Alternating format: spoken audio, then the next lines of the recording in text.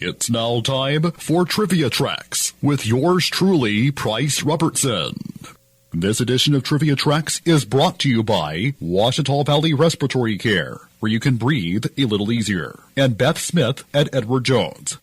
Edward Jones, making sense of investing, member SIPC. A leading figure in Hollywood animation during its golden age, Leon Schlesinger served as head of cartoon production at Warner Brothers for 11 years. In fact, he was a distant relative of the Warner Brothers. Born to a Jewish family in Philadelphia on May 20th, 1884, Schlesinger handled a variety of theater jobs, including usher, songbook agent, and manager. In 1919, he founded Pacific Title and Art Studio, where most of his business was designing title cards for silent films. As talking pictures loomed on the horizon, Schlesinger looked for ways to capitalize on the new technology and stay in business. Some film historians claim that he helped finance Warner Brothers' first talkie, The Jazz Singer, except it wasn't 100% talkie. That honor goes to Lights of New York, released a year after The Jazz Singer. In 1930, Leon Schlesinger joined Warner Brothers' fledgling cartoon studio as a producer. It wasn't until 1933 that he assumed control following the departures of Hugh Harman and Rudolf Ising. He also produced 6 B-movie westerns for Warner's during this period, all starring John Wayne.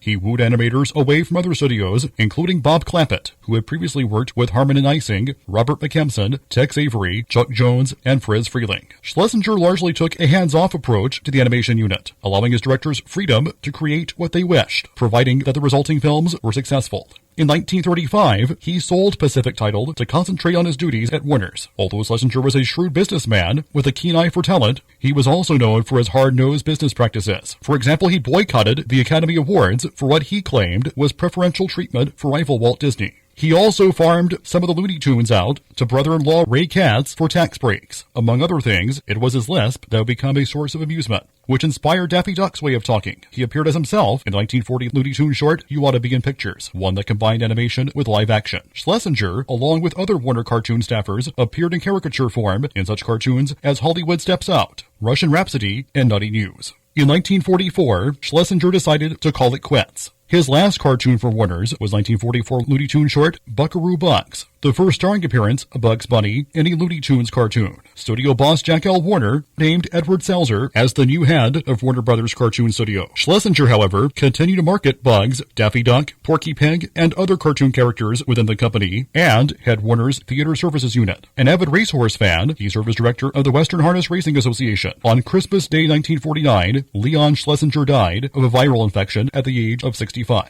the same age as Walt Disney when he died of lung cancer 17 years later. Till next time, I'm Price Robertson. Amazed by today's trivia? Then join me every Monday through Friday morning for Trivia Tracks on Fox Sports Camden 97.1.